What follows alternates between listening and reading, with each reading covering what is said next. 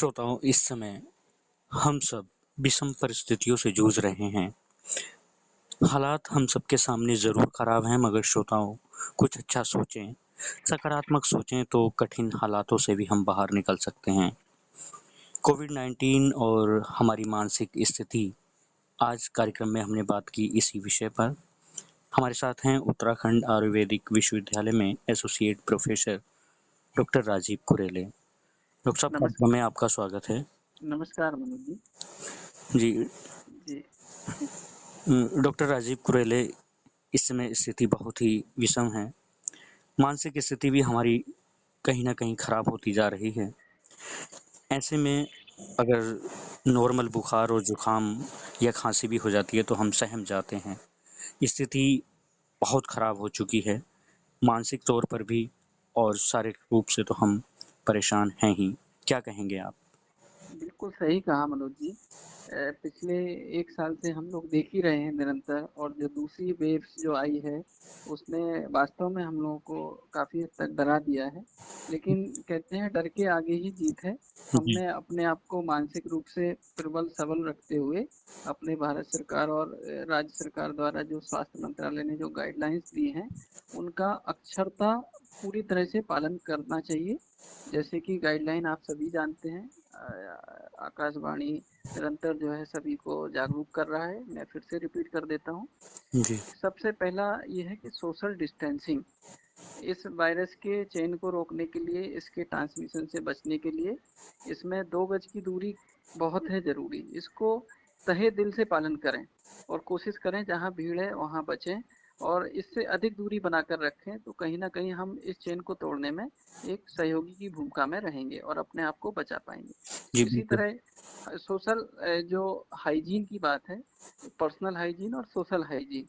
Social hygiene में अपने आसपास की स्वच्छता पे ध्यान देना है, क्योंकि भविष्य में डेंगू और ये सब खतरे भी आने की संभावना रहती है। जी। इसके अलावा पर्सनल हाइजीन में आपको निरंतर जब भी आप घर से बाहर जाते हैं और आने के बाद तुरंत जो है बाहर वॉश बेसिन में कहीं पे अच्छे से हाथ धोना, तभी घर में एंटर करना, और कोई भी जो कपड़े आपने बाहर पहन के गए हैं उनको गर्म पानी में डाल के कपड़े चेंज करके ही घर में प्रवेश करना। इस तरह से कुछ व्यवस्था देखें घर में, जैसी आवश्यकता हो उसके अनुसार कहीं न कहीं हाइजीन, और बार-बार निरंतर हाथ धोना, सैनिटाइज़र का प्रयोग करना। और सैनिटाइज़र अगर नहीं है, तो हम घर में जो है नीम के पत्तियों को उबाल के गर्म पानी करके उनका एक हम अर्क निकाल लेते हैं, और उससे भी हम सैनिटाइज़र की तरह प्रयोग कर सकते हैं एक वैकल्पिक व्यवस्था में। इसके अलावा वैक्सीनेशन आप सभी जान ही रहे हैं कि अगर हमने इस व्याधि से बचना है, तो वैक्सीनेशन अगर हमारे शेड्यूल में हमने स्लॉट बुक करा लिया है तो ज़रूर कराएं। ये आपको एडिशनल आपको प्रोटेक्शन देगा और आपको एंटीबॉडी जनरेट करेगा, जो आपको व्याधि से लड़ने में मदद करेंगे। अच्छा डॉक्टर साहब, ये तो आपने बताया कि हमें किस तरीके जी। से बचाव करना है, जी। लेकिन जी। जो मानसिक स्थिति हमारी इस समय खराब है, उससे हम्म। कैसे बचा जाए? क्या किया जाए ऐसा जिससे कि मानसिक तनाव कम हो सके? जी। जी। सबसे पहला ये है कि हमने एक तो अपनी सावधानी हमारे हाथ में है। जी। बीमारी हमारे हाथ में नहीं है। तो मानसिक बीमारियां क्यों होती हैं, डर क्यों होता है?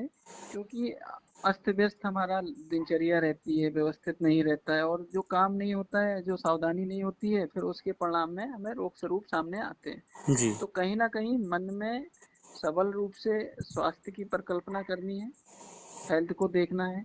आपने जो नकारात्मक जो चिंतन, नकारात्मक समाचार हैं, उनको अवॉइड करते हुए सकारात्मक पहलुओं को एक्सेप्ट करना है। जी। आप सुन रहे होंगे कि रोज 3 लाख 4 लाख मरीज आ रहे हैं, लेकिन ये भी है 22 वर्षा दूसरी खबर के उतने मरीज सही भी हो रहे हैं।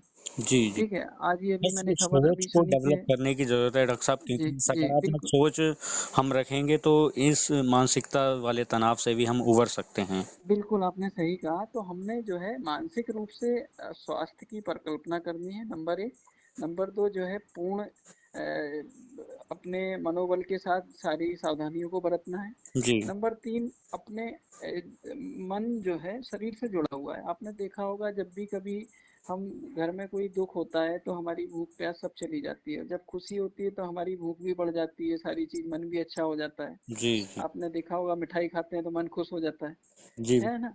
तो कहीं न कहीं मन और शरीर आपस में जुड़े हुए हैं। जी, तो निस्संदेह जो कोरोना की दूसरी लहर है, इतनी खबरें सुन के मन में डर हो जाता है। जी, तो इससे उभरने के लिए हमने योग, ध्यान, प्राणायाम इनकी तरफ जाना चाहिए। जी, तो इसके लिए मेरा सबको सुझाव है, हमारे आकाशवाणी के दर्शकों को, सुनने वालों व्यूअर्स को, कि जी, निरंतर कम से कम 45 मिनट का एक योगा शेड्यूल अपनाएं। आयुष मंत्रालय ने योगा का प्रोटोकॉल दिया है, जी, उसमें कम से कम आपने एक 11 बार सूर्य नमस्कार, जी, आपने जो है प्राणायाम, प्राणायाम में स्पेशली सूर्य भेदी प्राणायाम, इसमें दाई नाक से सांस लेते हैं और दाई से ही छोड़ते हैं, बाई को बंद रखते हैं। जी, इसके अलावा अनुलोम विलोम प्राणायाम कर सकते हैं, उज्जाई प्राणायाम कर सकते हैं, कपालभाति प्राणायाम कर सकते हैं।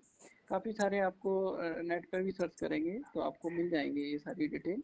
और आयुष मंत्रालय ने पूरा एक प्रोटोकॉल का शेड्यूल दिया है। जी, तो आज आप देख रहे हैं कि बहुत सारी समस्या सेकेंड वेव में ऑक्सीजन की आ रही है। जी, जी, तो ऑक्सीजन के लिए यही है कि अगर हमारी लंग्स अगर प्रॉपर कैपेसिटी में अगर हम वर्क कर रहे हैं तो हम इनसे बच पाएंगे और अपने आप को बेटर पोजीशन में पाएंगे। तो मेरे सभी दर्शकों से मेरा निवेदन है कि योगा को जरूर अपनाएं, और योगा के साथ साथ जो और भी अगली सीढ़ी है, जैसे यम है, नियम है, ईश्वर प्राणी दहन है, सामाजिक हमारा व्यवहार है, इसके अलावा ध्यान और योग निद्रा मेडिटेशन के द्वारा, जी, त्राटक के द्वारा हम अपने जो है मन को एकाग्र कर सकते हैं, और एकाग्र करने से हमारे शरीर की शक्तियाँ कंजर्व होती हैं, इकट्ठी होती हैं, और कहीं ना कहीं इम्यूनिटी बढ़ाने में मदद करती हैं। इसके साथ ही हमारे दर्शकों से अपील है कि अपनी बॉडी की इम्यूनिटी को बढ़ाने की आवश्यकता है आज के वक्त में। जी, क्योंकि जो वायरस का संक्रमण है, अगर कभी मान के चलिए सारी सावधानी बरतने के बावजूद भी एक्सीडेंटली कोई किसी वजह से एक्सपोजर हो जाता है, तो घबराने की ज़रूरत नहीं है। आपने बस जो है प्रॉपर पहले दिन से ही अगर आपको बुखार, जुकाम, खांसी या थोड़ी सी कमजोरी महसूस होती है, तो आप इसका इंतजार मत करिए कि आपकी टेस्टिंग नहीं हुई, रिपोर्ट नहीं आई, या फ्लू है या कोविड है। आप प्रथम दृष्टा उसको कोविड मानते हुए उसको ट्रीट करिए, सिम्टम को ऑब्जर्व करिए, और सबसे पहला काम ये कि घर में सेल्फ आइसोलेट हो जाइए। जी, दूसरा काम ये है कि सिम्टम को ऑब्जर्व करिए। और भारत सरकार और विभिन्न राज्य सरकारों ने एक कॉमन प्रोटोकॉल बनाया है, तो अपने यहाँ के चिकित्सकों से फ़ोन करिए, सब जगह हेल्पलाइन नंबर दिए हुए हैं। एक कॉमन प्रोटोकॉल में ये है कि जब भी बुखार आए तो पैरासीटामोल की 650 mg की गोली है, जब बुखार है तब लेना है। जी, इसके अतिरिक्त जो है कई स्टेट में आइवरमेक्टिन 12 mg की गोली सुबह शाम या एक बार दे रहे हैं शुरू के 3 दिन के लिए। और इसके अलावा अगर आपकी आवश्यकता रहती है, कोई सिम्टम्स अगर जनरेट हैं, तो एजिथ्रोमाइसिन 500 mg, जिसको कि हम दिन में एक बार देते हैं 3 से 5 दिन के लिए।